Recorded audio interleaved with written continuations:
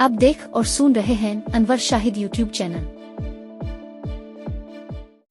Pakistan steel क्या दोबारा चल पड़ेगा? कौमी इदारा क्यों तबाह हुआ? पाकिस्तान स्टील में बिजली और पानी की तकसीम का 30 फुट की गहराई तक अंडरग्राउंड वसीअ व अरीज निज़ाम था, जबकि सतह ज़मीन पर इसकी चिमनियाँ ऊपर उठती हुई 35 मंजिला रिहायशी इमारत की बुलंदी तक पहुँच गई थी, जिसकी बिना पर इनका शुमार मुल्क की बुलंद तरीन इमारतों में होता था। ये पाकिस्तान स्टील के कारकुनों का ही हौसला था, जो ज़ेरे ज़मीन गहराई में जाने से लेकर फलक बोस चिमनियों की इंतहा तक पहुंचकर अपने फ़राइज़ अंजाम दिया करते थे। ये उन दुश्वार और कठिन हालात कार की एक झलक है जिनमें पाकिस्तान स्टील की तामीर व तनसीब के दौरान 150 से ज़ायद कारकुन अपनी जानें गंवा बैठे थे। सनती ज़ुबान में इसे हादसाती मौत कहा जाता है, लेकिन साबिक चेयरमैन पाकिस्तान स्टील हक नवाज अख्तर इन्हें शहीद का दर्जा देते थे।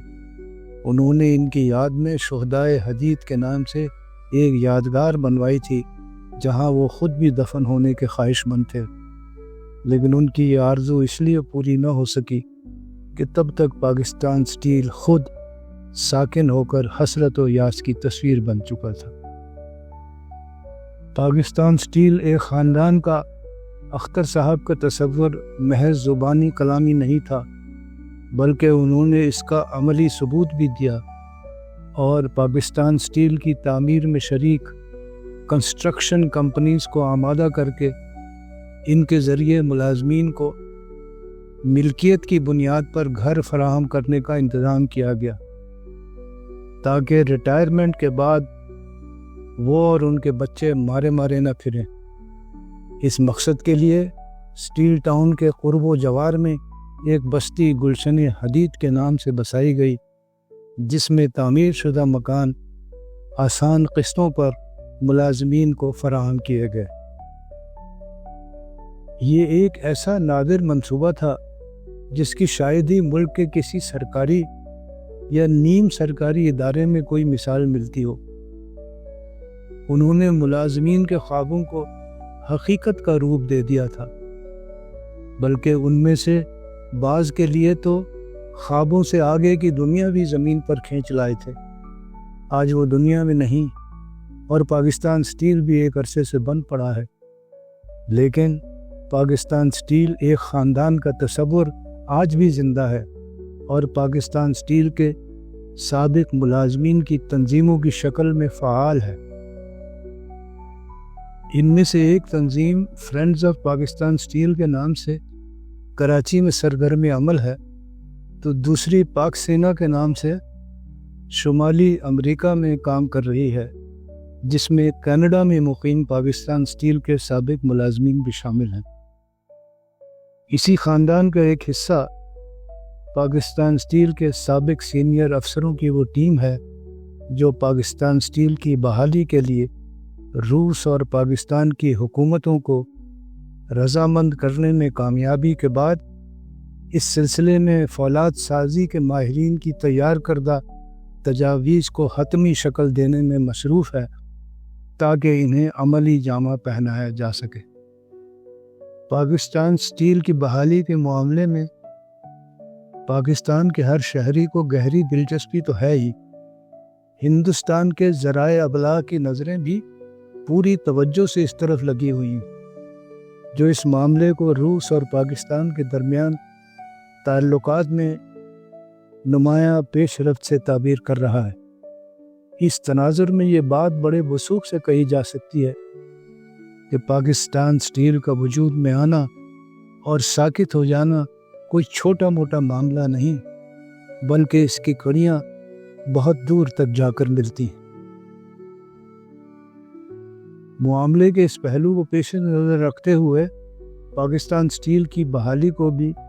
इसी ज़ाविये से देखने की ज़रूरत होगी جس زاویے سے یہ وجود میں آیا تھا وہ یہ کہ فولاد سازی کی تکنیک سمیت فولاد ساز ادارہ ملک کے دفاع کے لیے اتنی ہی اہمیت کا حامل ہے جتنی ایٹمی قوت کی تکنیک سمیت ایٹمی پلانٹ، بلکہ اس کی اہمیت اس لحاظ سے شاید اور بھی زیادہ ہے کہ ایٹمی قوت سے تو صرف ملک کا دفاع کیا جا سکتا ہے،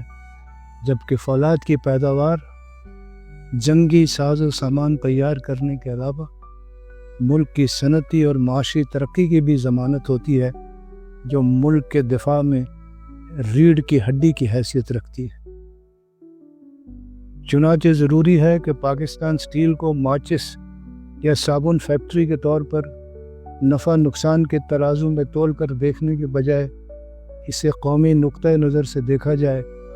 اور اس کو پیش آنے والے ممکنہ بحران سمیت ہر پہلو کو پیش نظر رکھتے ہوئے قومی پالیسی تیار کی جائے، جس کا فقدان بقول پروفیسر عائشہ صدیقہ اس کی تباہی کی ایک بڑی وجہ بنا۔ یہاں اگر یہ کہانی ختم تو ہوئی، لیکن ختم ہونے سے پہلے یہ ایک اور دلچسپ کہانی کو جنم دے چکی ہے۔ وہ یہ کہ ملک کی تاریخ میں پہلی دفعہ منظر عام پر آنے والی پاکستان سٹیل کے عروج و زوال کی یہ افسانوی سی داستان جو حقائق کے ارد گرد گھومتی ہے، ذہنوں کو تبدیل کرے یا نہ کرے، اس سے استفادہ کیے بغیر آئندہ نہ تو کوئی مورخ پاکستان سٹیل کے بارے میں کچھ لکھ سکے گا اور نہ ہی کوئی صحافی پاکستان سٹیل کے بارے میں کوئی معقول تبصرہ کرنے کے قابل ہو سکے گا۔